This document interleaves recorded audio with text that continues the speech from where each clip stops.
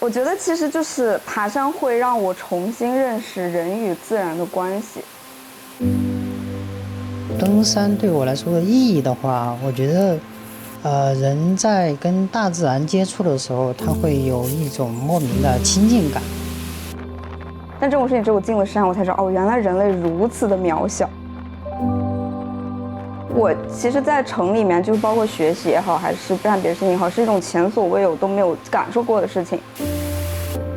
但是因为这种小，会让我感觉到有一种真实的力量所存在。它会给我一种我重新回到了原点，就像人类一开始从原始动物进化过来的一种感觉，会有一种谦逊、敬畏之情。旅途的过程中，你会发现很多以前你没有发现的事情，所以我很享受与自然相处的一种过程。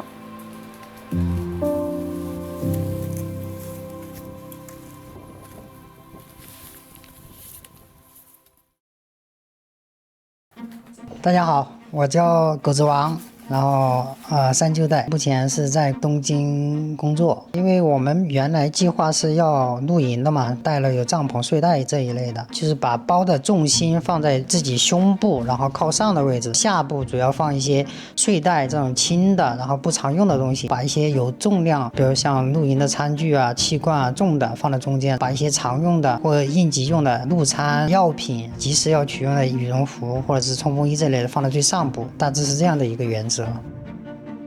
我们这次凤凰山的话是2天的行程，然后第一天我们是开车到那个青木广泉，第一天是徒步大概是10公里左右到那个凤凰小屋。第二天的话是先到地藏岳，然后再到那个凤凰山，然后再到药师岳，然后最后再下车返回到那个最早的停车场。然后2天总共的行程应该是加起来22公里左右。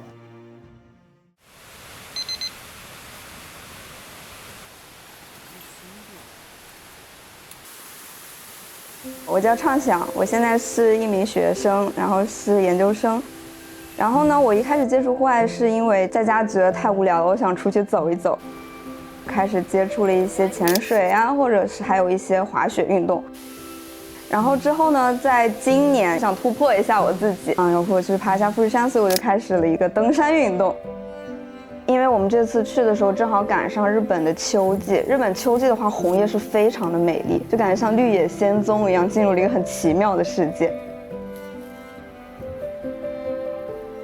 其次，我们还就是看到3个瀑布嘛，我觉得这个也算凤凰山的一个景点吧。然后我们还看到了很多小动物，有什么长腿蜘蛛，特别长的一个腿，大概有这么长吧，我感觉。还有一个金蝉脱壳，很完整的一个壳就在那里了，就是夏天留下的一个痕迹，在秋天中我又遇到了，就像一个生命的轮回一样。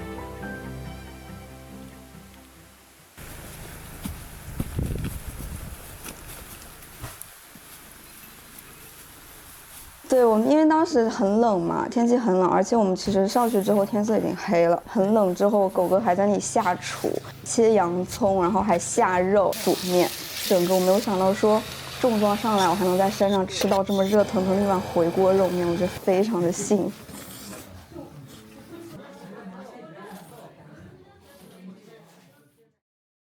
那个羽绒马甲都没有穿。这还-1度，我觉得昨天晚上至少有-5度。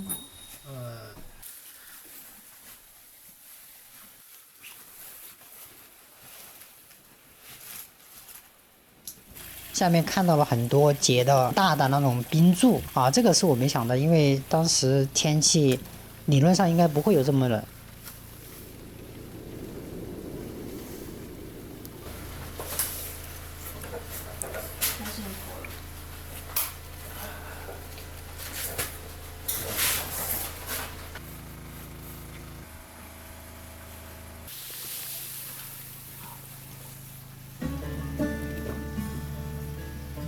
然后当天我们快到山顶的时候，沿路还看到了很多，就是以前应该是陆气上来形成的雪柱这样子。然后在一开始马上登地藏岳的时候，是一片白色的沙地，那一段的陡坡非常的陡，我其实那段路走的也比较艰难，就是往上看的话，其实很有希望，就是有种胜利在望的感觉，因为感觉顶就在前面。第二天返程的时候风也比较大，然后我们爬上那个地藏岳山尖的时候，基本上那个风我觉得可能达到了7、8级这样子，对，风还是比较，但是风景还是不错的。它有一段那个沙地的地貌，然后包括在那个山顶上，我们还看到了附近的山都已经布满了那个雪霁的样子。地藏岳看到了很多地藏菩萨，就是查阅资料才知道地藏菩萨都是送子菩萨，背下山一座就是能得到山神的祝福，生下孩子。然后背2座地藏菩萨上来呢，就能保佑孩子健康成长。因为强风雪灾原因，就是风化破损，所以倒塌的也不少。然后这里有一个山岳会叫做白凤会，就它每10年会补充一次地藏像，为了让人们不要随着时代的流逝而失去对山的敬意和信仰。所以这座山，我觉得不管是从地貌也好，风景也好，还是利益也好，都是很值得去攀爬的一座山。